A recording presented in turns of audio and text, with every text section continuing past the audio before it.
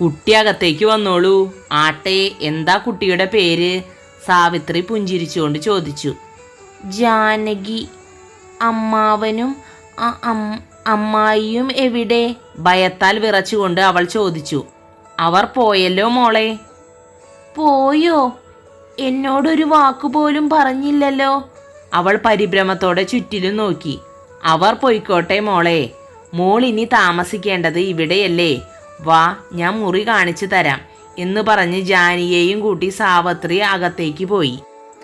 ഉടുക്കാൻ നല്ല വസ്ത്രവും കഴിക്കാൻ നല്ല ആഹാരവുമെല്ലാം അവർ അവൾക്ക് നൽകി. വൈകുന്നേരമായപ്പോഴേക്കും ജാനി സാവിത്രിയുമായി അല്പം അടുത്തിരുന്നു. വൈകുന്നേരം ഭക്ഷണം കഴിച്ച് ജാനി കിടക്കാനായി മുറിയിലെത്തി. അപ്പോഴേക്കും സാവിത്രി ഒരു ഗ്ലാസ് പാലുമായി അവളുടെ അടുത്ത് വന്നിരുന്നു. ദാ പാല്, കുടിക്ക് മോളെ. പാലൊന്നും എനിക്ക് ശീലമില്ല മേഡം. ശീലമില്ലെങ്കിൽ എന്നാൽ ഇന്നു മുതൽ ശീലിക്കണം. പിന്നെ എന്നെ മേഡമെന്നൊന്നും വിളിക്കണ്ട കേട്ടോ.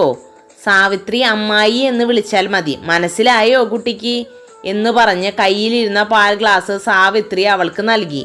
ആദ്യം ഒന്ന് പരിഭ്രമിച്ചെങ്കിലും പിന്നീട് ജാനി ആ ഗ്ലാസ്സിലെ പാല് മുഴുവനും കുടിച്ചു.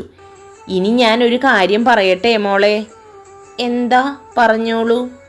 മോളോട് എന്ത് കള്ളം പറഞ്ഞാണ് ഇങ്ങോട്ട് കൊണ്ടുവന്നത് എന്ന് എനിക്കറിയില്ല. പക്ഷേ നിന്നെ ഇവിടേക്ക് കൊണ്ടുവന്നതിൻ്റെ ഉദ്ദേശം നീ ഇപ്പോൾ അറിയാൻ പോകുന്നു. സാവിത്രിയുടെ വാക്കുകൾക്ക് മുന്നിൽ നിർവികാരതയോടുകൂടി നിൽക്കുകയാണ് ജാനി. അപ്പോൾ നിന്റെ അമ്മാവനും അമ്മായിയും 25 ലക്ഷം രൂപയ്ക്ക് നിന്നെ ഞങ്ങൾക്ക് വിറ്റു. ഇനി അവരുടെ അടുത്തേക്ക് നിനക്കൊരു തിരിച്ചുപോക്കുണ്ടാകില്ല.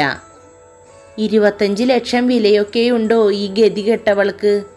സാവിത്രിയുടെ വാക്കുകൾ കേട്ട് ജാനി മനസ്സിൽ ചിന്തിച്ചു. ഇനി നിന്നെ പണം കൊടുത്തു വാങ്ങിയതിൻ്റെ ഉദ്ദേശം പറയാം. മോള് ആ വീട് കണ്ടില്ലേ? തൊട്ടടുത്ത വലിയ വീട് ചൂണ്ടിക്കാട്ടിക്കൊണ്ട് സാവിത്രി പറഞ്ഞു. ആ വീടിൻ്റെ പേരാണ് മാണിക്കശ്ശേരി. അവിടുത്തെ മയൂർനാഥിൻ്റെ ഭാര്യയാവാനാണ് നിന്നെ ഇങ്ങോട്ട് കൊണ്ടുവന്നത്. നാളെ നിങ്ങളുടെ വിവാഹമാണ്. സാവിത്രിയുടെ വാക്കുകളെല്ലാം ഒരു ഇടിമുഴക്കം പോലെയാണ് ജാനിയുടെ കാതുകളിൽ വന്ന് പതിച്ചത്. വിവാഹമോ? ആ കുഞ്ഞു ജാനിയുടെ മനസ്സ് തേങ്ങി. മതി, നിർത്ത്. കഥ ഇത് എങ്ങോട്ടാ പോണേ ജാനി? എൻ്റെ ജാനി, ഇതുപോലെ തള്ളണോ?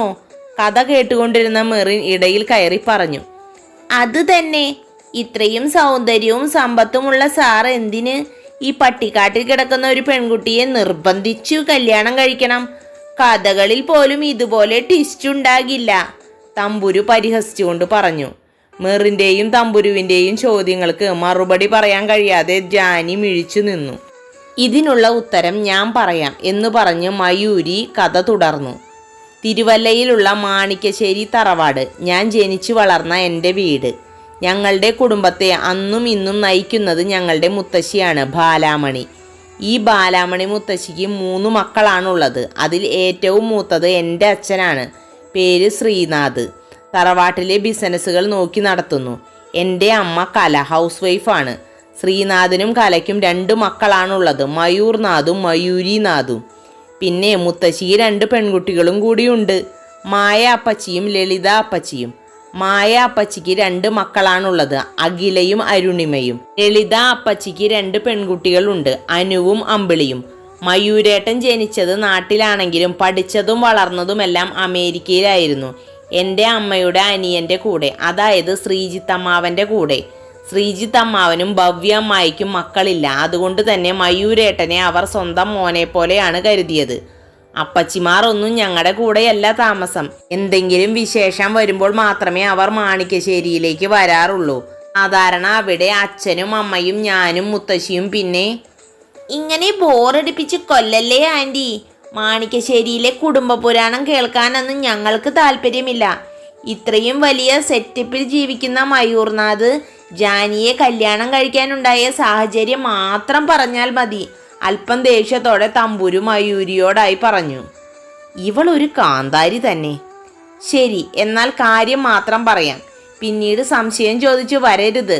മയൂരി കഥ തുടർന്നു. പ്രിയ കൂട്ടുകാരെ, ഇന്ന് ഒരു പാർട്ടും കൂടെ തരാം വൈകുന്നേരം. എല്ലാ കൂട്ടുകാരും സബ്സ്ക്രൈബ് ചെയ്ത് സപ്പോർട്ട് ചെയ്യണേ.